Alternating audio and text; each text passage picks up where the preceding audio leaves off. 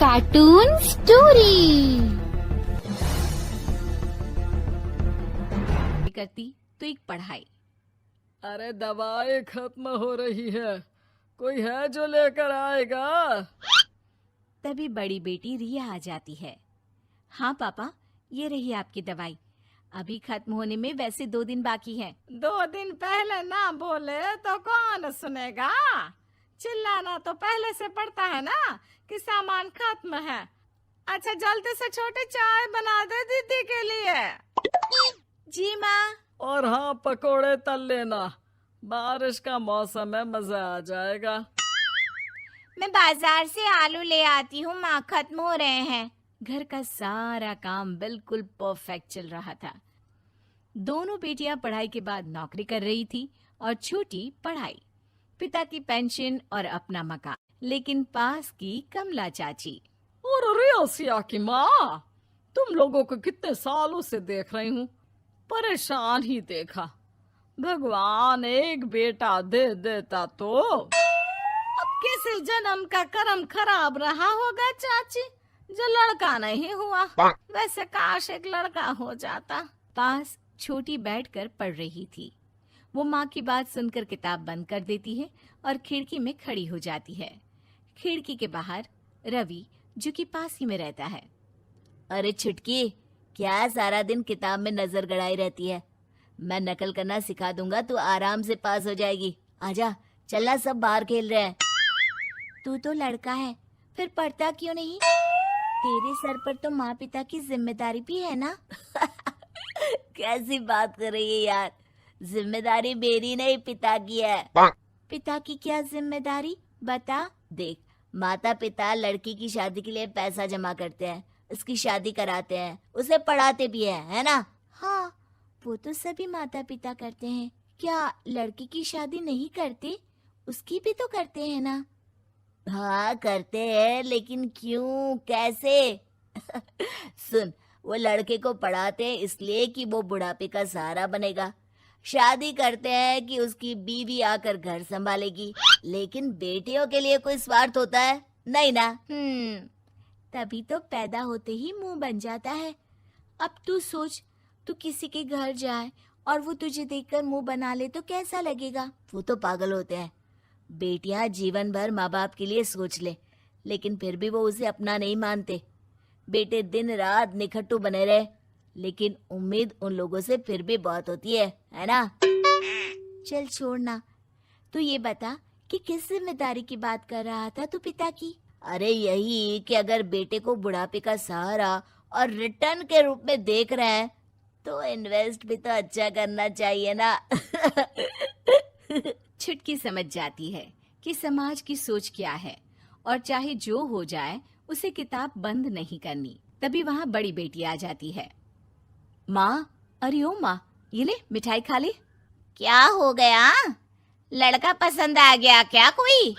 भाई ऐसा हो तो मिठाई ना ही खिला, चली जाएगी तो घर कैसे चलेगा? अरे लड़की को क्या जीवन भर बिठाने का इरादा है? तू बता बेटी, किस चीज की मिठाई खिला रही है? क्या हो गया? अरे पापा, आपको पता है ना, जिस डॉक्टर के अंडर में मैं काम कर रही थी, उन लोगों ने मेरे काम को देखते हुए मेरी स्कॉलरशिप पास करवा दी है। अब अस्पताल में ही क्लास चला करेगी, आगे की पढ़ाई भी और पैसे की कमाई भी। ये तो अच्छी बात है। तू पढ़ जाएगी तो छोटे को भी अपनी राह लगा लेना। बाकी मजली तो वैसे ही ऑलराउंडर है। तीनों बेटियों के बाद भी उन लोगों के घर किसी चीज की कमी नहीं थी। पापा ये लीजिए कार की चाबी, मैंने आपके लिए कार ली है। अब आप कहीं भी जाएं तो अपनी कार से जाइएगा। अरे क्या जरूरत थी? जितना खर्च करोगी दहेज मांगने वालों के मुंह भी उतने ही खुल जाएंगे। तो हम दीदी की शादी ऐसे घर में करेंगे ही नहीं जहाँ शादी के लिए पैसे मांगने की जरूरत हो। अरे जो खुद खड़ा नहीं होगा वो हम लोगों के कंधे में क्यों शादी करेगा? क्यों पापा? अरे शादी में तो दहेज मैंने भी लिया था, तो क्या मैं तेरी माँ के कंधे पर हूँ? खुद की पेंशन है, बेटियां कमा रही हैं, मजे हैं। बस एक मलाल है कि बेटा नहीं हुआ। पापा, जब आपने बोला कि मजे हैं, मैं तभी समझ गई थी कि अगली लाइन में आप यही बोलेंगे कि मलाल है।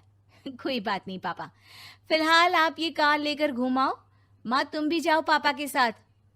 दोनों पति पत्नी बेटी की दी गई गिफ्ट कार में बैठकर घूमने निकल रहे थे कि पड़ोसी बोल पड़ता है। अरे भाई साहब, नहीं कार, यहाँ तो साइकिल भी बेचने की नौबत है।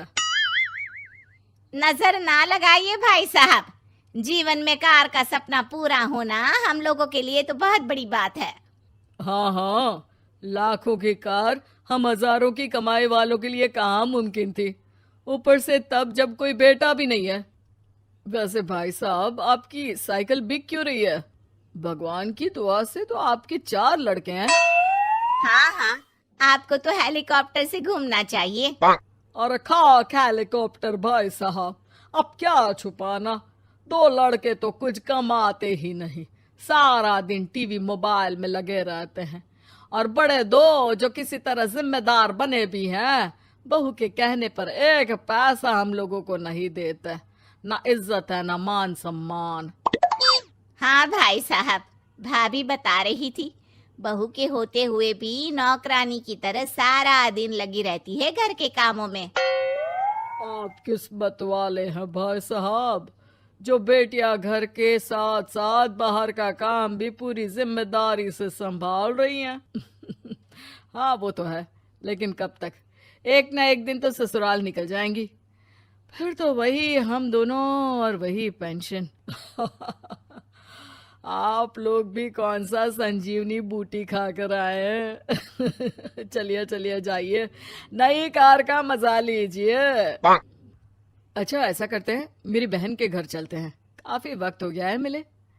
दोनों बहन के घर जाते हैं, जहाँ उसकी बहन और उसका पति बैठकर चाय पी रहे होते हैं। अरे भाई भाभी, आज रास्ता कैसे भूल गए आप लोग? अरे हम तो फिर भी भूल गए, तुम तो कभी नहीं आते हमारे घर। अरे कोई आने का साधन भी नहीं है ना, अब बस से आना हम लोगों के बस की बात तो रही नहीं भाई। अरे दीदी, 2 कार थी आप लोगों की, कहाँ गई? भाभी वो तो जिसकी थी वो ले गया। मतलब? 2 बेटे हम दोनों से अलग हो गए हैं, अपनी कार ले गए, अब हम दोनों अकेले, खुद बनाना खुद खाना। भाई बहन के घर से मिलकर बेटी की गिफ्टेड कार में बैठकर निकल जाते हैं। काश हम लोगों को भी लड़का हो जाता। Yeah.